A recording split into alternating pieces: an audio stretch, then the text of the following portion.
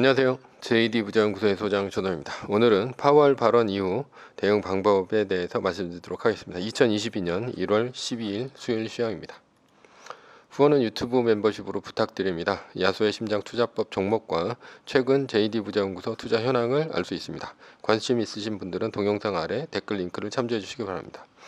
2022년 1월 JD부자연구소 13기 공지를 합니다. 부동산 강의와 주식 강의는 1월 17일 월요일 다음 주 월요일서부터 일주일간 모집을 하니 관심 있으신 분들은 동영상 밑에 댓글 링크를 참조해 주시기 바랍니다. 부의 체인저 1,2권이 절찬리에 판매 중에 있습니다. 뉴욕 마켓워치 파월 청문회 발언 소화, 주식 올라가고 채권 달러 혼조다 라는 기사가 있는데요. 어제는 나스닥이 1.41%, S&P 500 지수는 0.92%, 다우존스 지수는 0.51%, 3대 지수 모두 상승으로 끝이 났습니다.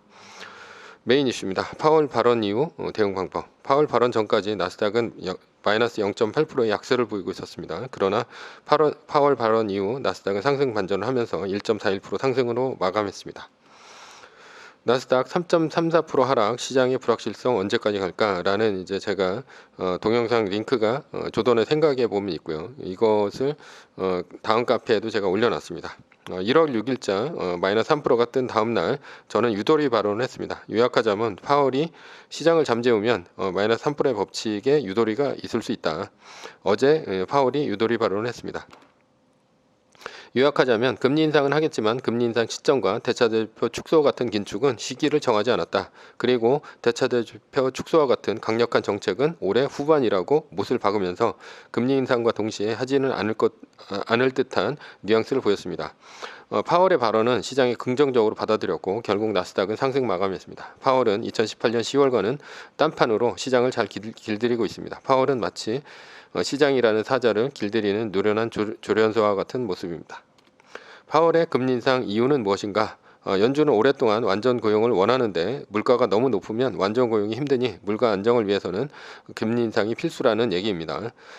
그렇다면 마이너스 3%가 뜨고 한 달 플러스 1일 이후인 2월 7일까지는 무엇이 남아있는가라는 것이죠. 이벤트 얘기입니다. 첫 번째는 CPI입니다. 오늘 우리나라 시간 10시 30분에 발표되는 미국 소비자 물가지수 CPI 발표가 남아 있습니다. 예측치는 7.0%인데 이것보다 높다면 물가 상승 때문에 이번 FOMC 회의에서 좀 더 매파적으로 연준 위원들이 바뀔 가능성이 있습니다. 그리고 미국의 10년물 금리도 1.8을 넘어가면서 시장이 불안해질 가능성이 있다는 것이죠. 그렇게 되면 나스닥 지수와 같은 기술주들은 이제 떨어지게 되겠죠. 반대로 예측치인 7.0%보다 낮다면 2021년 10월 이후 처음으로 물가가 낮아지는 것이기 때문에 시장은 환호할 것으로 보입니다. 그렇게 되면 파월의 발언과 더불어 주가가 올라가겠죠. 두 번째는 애플의 실적 발표입니다. 애플이 1월 27일에 실적 발표를 합니다. 시장에서는 애플이 VR, AR, 애플카 때문에 목표치를 $200 이상으로 높이고 있죠. 그러나 요즘 중국에서 매출이 나오지 않아 쇼크가 난 기업들이 있습니다. 나이키를 비롯해 스타벅스 등등이 있는데요. 애플도 이번에 어닝 서프라이즈를 하면서 주가가 올라갈지 아니면 중국 때문에 떨어질지 모르는 상태입니다. 작년 1월에 이와 비슷한 상황이 있었습니다. 백신이 개발되고 경기 민감주가 올라가면서 기술주가 떨어진 것이죠. 그때 은행, 경기 민감주 등은 올라가는데 상대적으로 기술주가 떨어졌습니다. 당시 애플은 17.5%가 빠졌었죠. 지금도 다르지 않습니다. 인플레이션 때문에 어쩔 수 없이 긴축을 해야 하는 상황이고요. 따라서 이번에는 은행주가 좋을 것이고 기술주가 안 좋은 상황입니다. 앞으로 어떤 전략을 택해야 하는가? 어제 파월의 발언으로 기술주에 좋은 유도리 상황이 발생했습니다. 발생했습니까? 예, 그래서 앞으로 이제 그 기술주가 이제 좋아질 것인가라는 것이죠. 그렇게 생각하는 사람이 있다면 마이너스 3% 룰을 버리고 공격적으로 오늘이라도 애플을 전량 매수하시기 바랍니다. 그래도 오늘 산다면 존버 수익률보다는 좋을 것입니다. 본인의 선택입니다. 아니면 파월의 발언만으로 전량 매수하기에는 아직은 위험한 상황이니 마이너스 3% 룰을 지키면서 자산을 지킬 것인가 하는 것입니다. 그래서 2월 7일까지 떨어질 때만 말뚝을 박는 보수적인 선택을 할 것인가 라는 것이죠. 이것도 물론 본인의 선택입니다.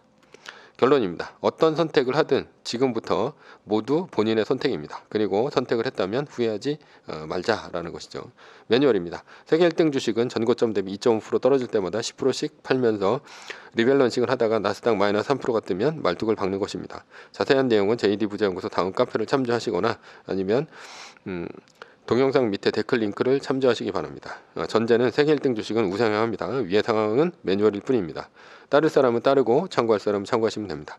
주식을 사고 파는 것에 대한 모든 책임과 이득은 본인에게 있습니다.